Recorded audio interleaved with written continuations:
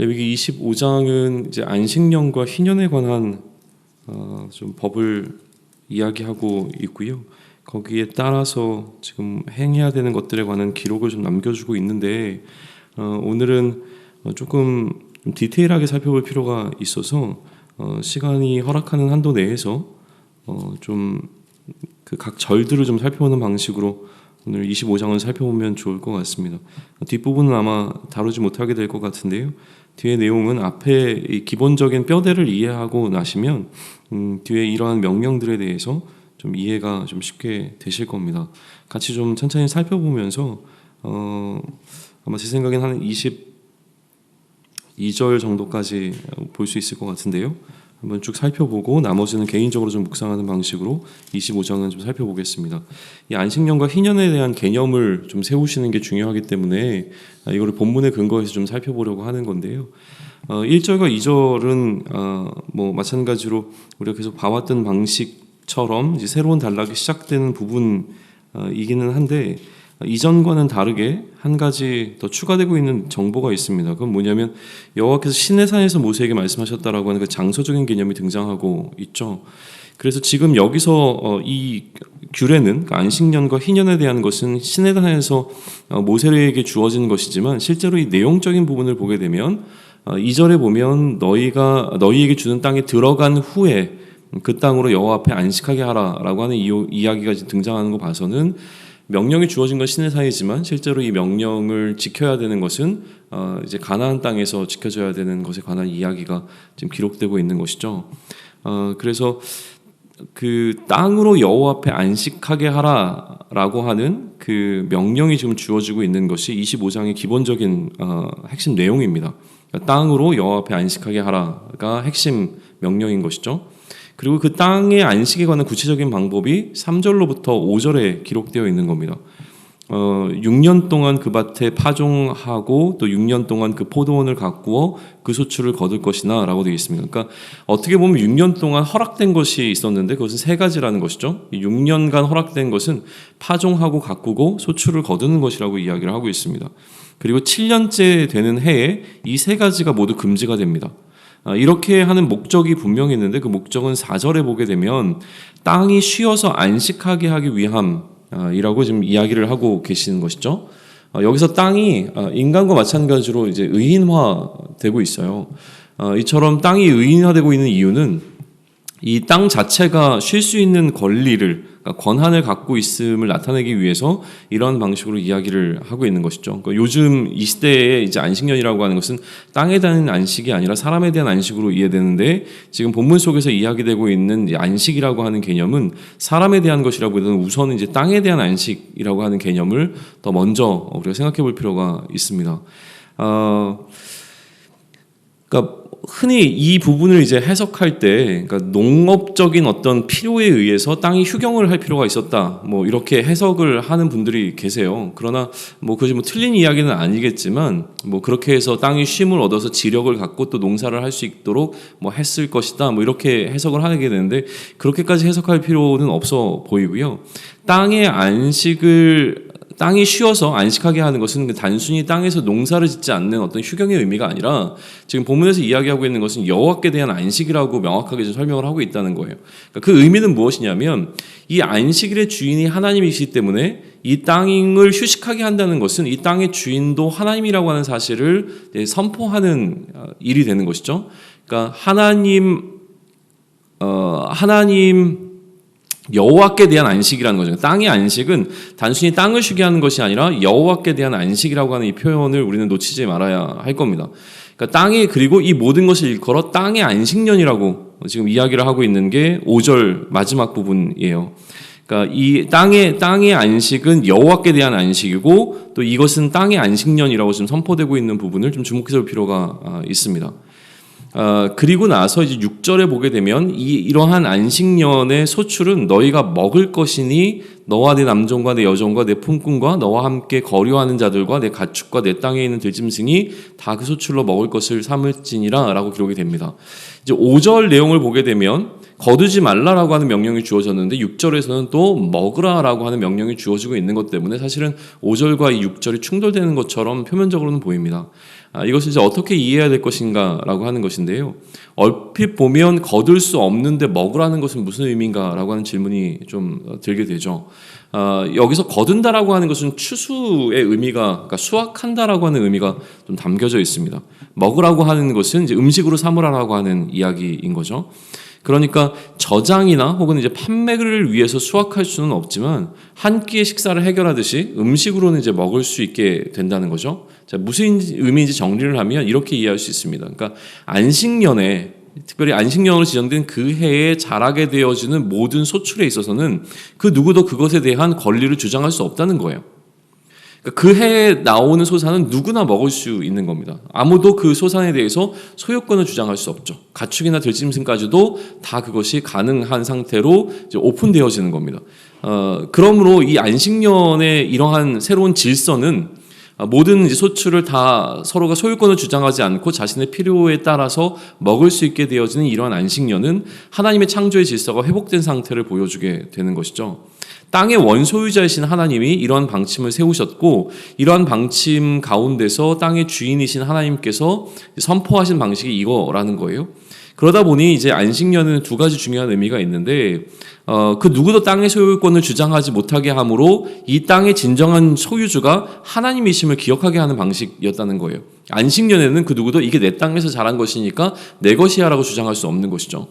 그러니까 이 안식년에 나온 소출은 누구나 자신의 필요에 의해서 먹을 수 있게 되어지고 그러한 개념 속에서 볼 때 땅의 원래의 주인은 하나님이시라는 사실이 이제 이스라엘 가운데 명확하게 드러나게 되는 겁니다.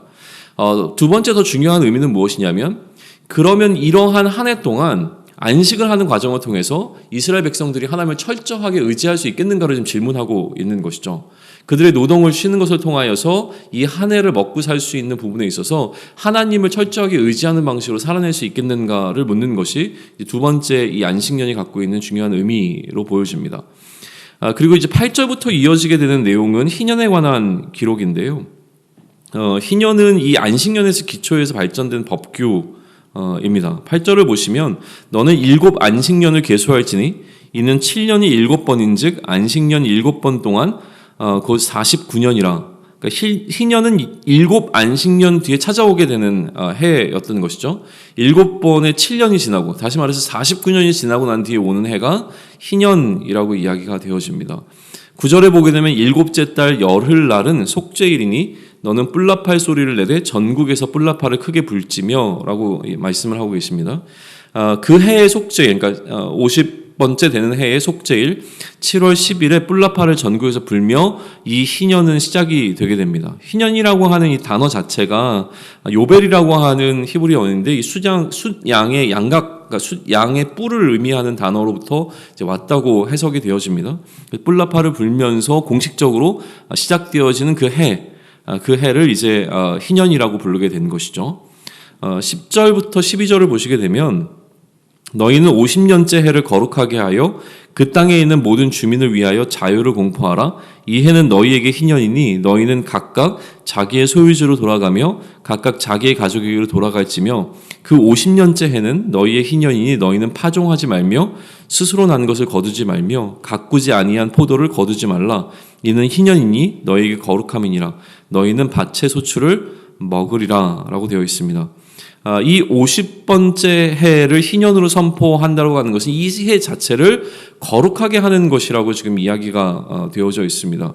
그 50년째 해를 거룩하게 하라. 그러니까 거룩이라고 하는 것은 결국 하나님께 속한 것이 거룩한 것이죠. 하나님께 속하지 않은 것은 속된 것인데 그렇다면 이 거룩하다라고 하는 것은 50년째 해를 완전히 하나님의 소유로 넘겨드리는 겁니다. 그 해가 하나님께 속해 있다라고 하는 사실을 의미하는 것이죠. 다시 얘기하면 그 해의 모든 소유권이 하나님께로 회복되어지는 것을 의미를 합니다. 이 개념을 이해하는 게 굉장히 중요합니다. 그러니까 거룩하기 위해서는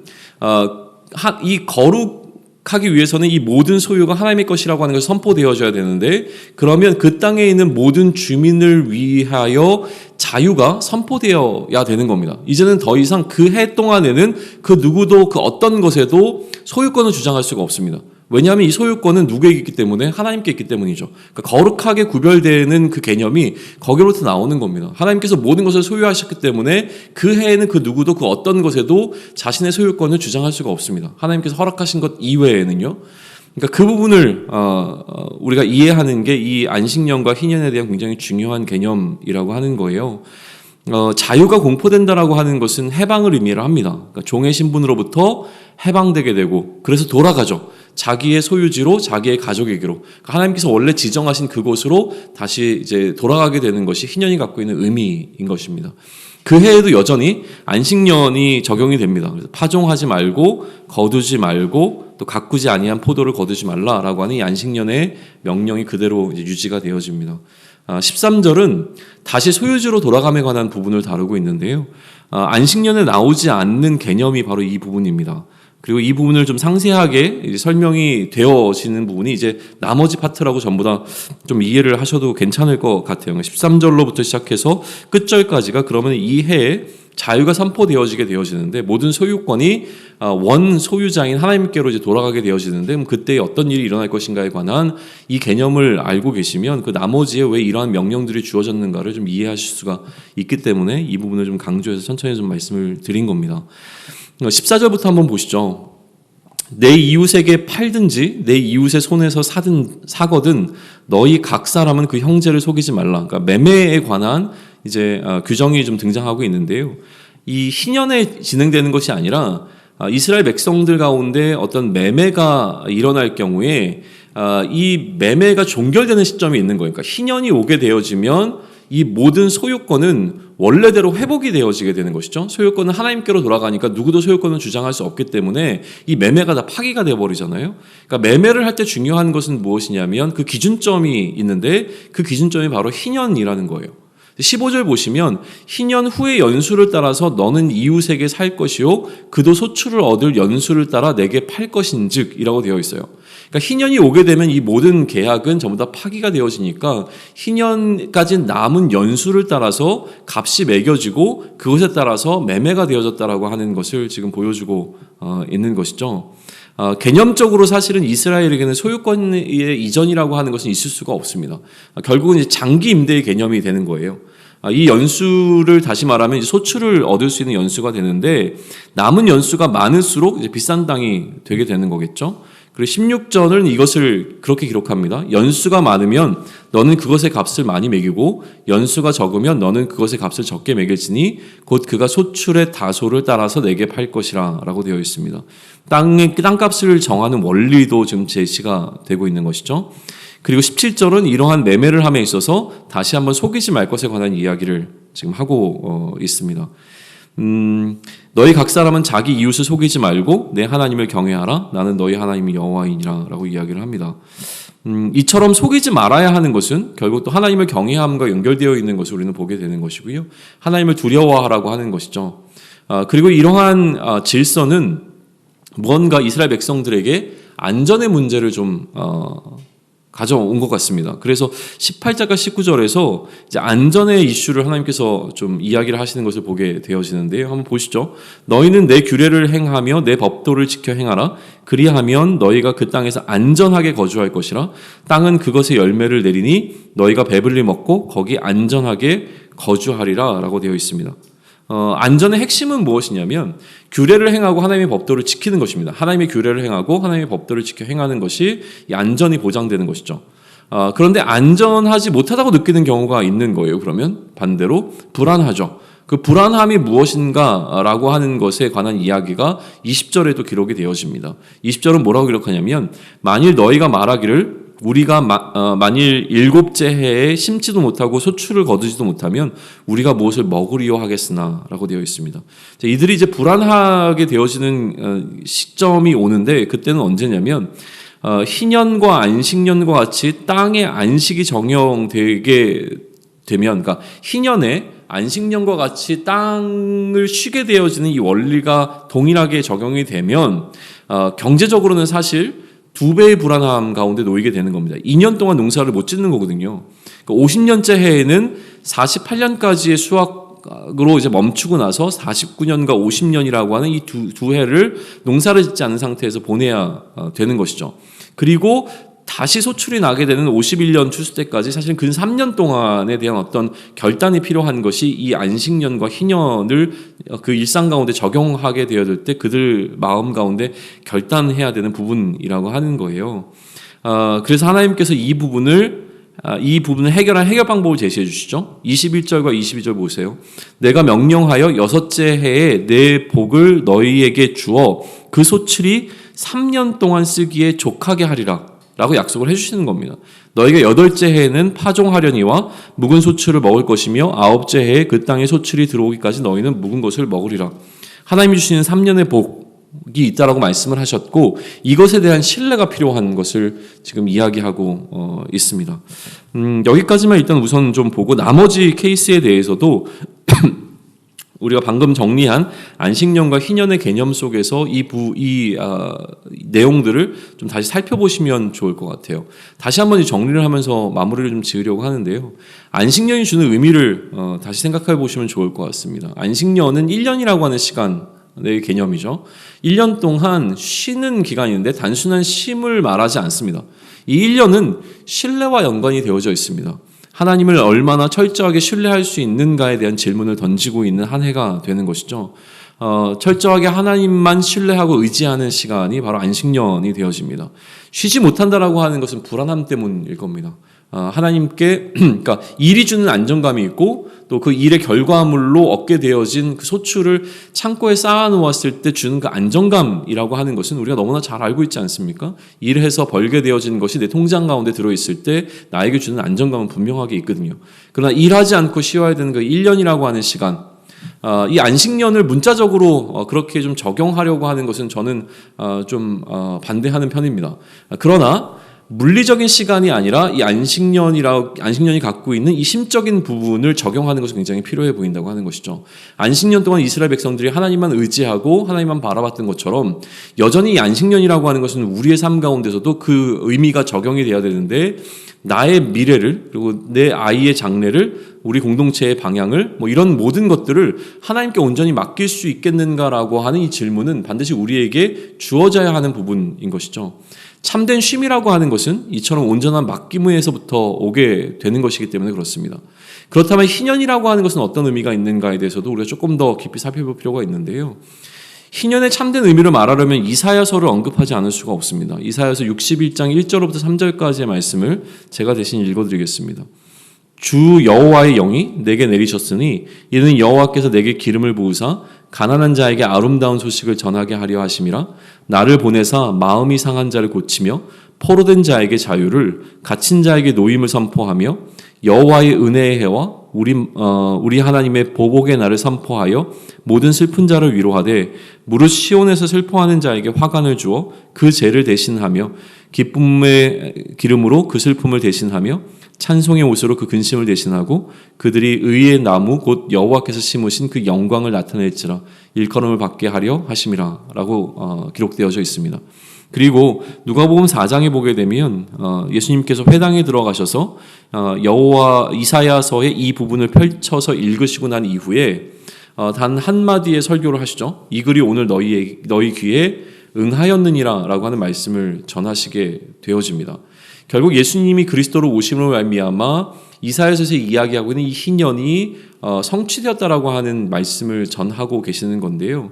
우리에게 마찬가지로 지금 그리스도로 말미암아 소망이 생겼음에 관한 것을 우리는 좀 기억할 필요가 있습니다. 그러니까 희년 자체, 이스라엘 백성들이 경험했던 49년 이후에 오게 되는 50년째의 희년이라고 하는 것을 우리가 문자적으로 지금 우리의 세대 가운데서 적용할 수 있는 것은 분명히 아닐 겁니다.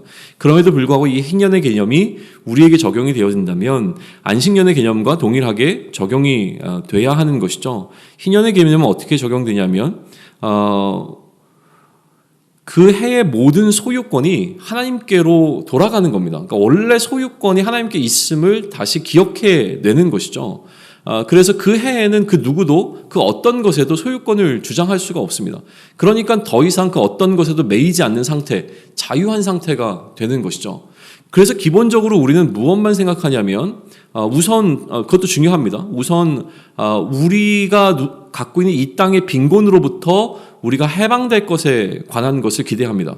그리고 이 땅의 고난으로부터 우리가 자유하게 될 것을, 우리가 종노릇하고 있는 것으로부터 노임을 선포되게 되는 그날을 좀 기다리게 되는 것이죠. 이러한 소망이 여전히 우리에게 있고 이것이 그리스도로 말미암아 우리에게 이루어졌다라고 하는 사실을 기억하는 건 굉장히 중요합니다. 그러나 반대로 우리가 단순히 이 땅의 빈곤과 이 땅의 고난에 매이지 않는 자유함을 누리게 되는 상태, 그것이 희년을 누리는 우리의 일상이라고 이야기를 한다면, 거꾸로 우리가 일상 가운데서 누려야 되는 희년은 또 어떤 것이냐면 이 땅의 부에도 매이지 말아야 하고요, 이 땅의 영광에도 매이지 않아야 된다는 겁니다. 이게 희년이 갖고 있는 본질적인 의미예요. 다시요, 희년이라고 하는 것은 그 어떤 것에도 우리가 소유권을 주장할 수 없는 해입니다. 왜냐하면 그 해는 하나님께 모든 소유가 돌아간 그 거룩한 해이기 때문에 그렇죠. 그러니 그 누구도 소유권을 주장할 수 없기 때문에 더 이상 그 가난도 또 고난도 어떤 계약관계도 전부 다 폐지가 되는 겁니다. 그러면 우리가 이 땅을 살아가면서 우리에게 중요한 것은 우리의 소유권이 하나님께 있음을 인정한다라고 하는 것은 우리가 기본적으로 이 땅의 빈곤과 이 땅의 고난과 이 땅의 아픔으로부터 해방될 것을 하나님께 간구하는 것과 마찬가지로 이 땅의 부와 이 땅의 명예와 이 땅의 영광에도 우리가 매이지 않게 해 주실 것을 하나님께 간구하는 이 희년에 대한 개념이 오늘 일상을 살아가는 우리들에게 반드시 있어야 된다는 것이죠. 오히려 어려움과 힘듦이라고 하는 것을 해결할 것에 대해서는 하나님께 간구하면서 여전히 부와 또 이 땅에서 내 욕망을 채우는 어떤 것들에는 매여 있는 상태라고 한다면 진정한 희년을 누리는 삶이 되지 않을 것이 너무나 분명하기 때문에 그렇습니다. 그리스도가 오셔서 선포한 것은 이 모든 것으로부터 우리가 자유함을 얻었다라고 하는 것, 이 글이 오늘 너희 귀에 응하였다라고 하는 선포를 하셨음에 대해서 우리는 다시 한번 기억할 필요가 있습니다. 그렇기에 오늘 우리는 두 가지를 우리 삶에 선포해야 되는데요. 첫 번째, 안식년을 선포해야 합니다. 내가 맡기지 못하고 짊어지고 있는 수고하고 무거운 짐을 주께 맡기는 것, 이것이 우리가 오늘 우리의 삶 가운데서 안식년을 선포하고 안식년을 누려야 하는 가장 기본적인 의미가 될 것입니다. 하나님께 모든 것을 맡겨 놓았을 때, 다시 한번 이야기하지만 나의 모든 삶의 문제와 나의 미래와 또 내 자녀들의 장래와 또 내가 속한 공동체의 어떤 방향과 미래를 전부 다 하나님께 온전히 맡겨 드릴 수 있겠는가? 그 맡김에 대한 선포를 하게 되어지는 시간이 우리가 일상 가운데서 누릴 안식년이라고 하는 것이고요.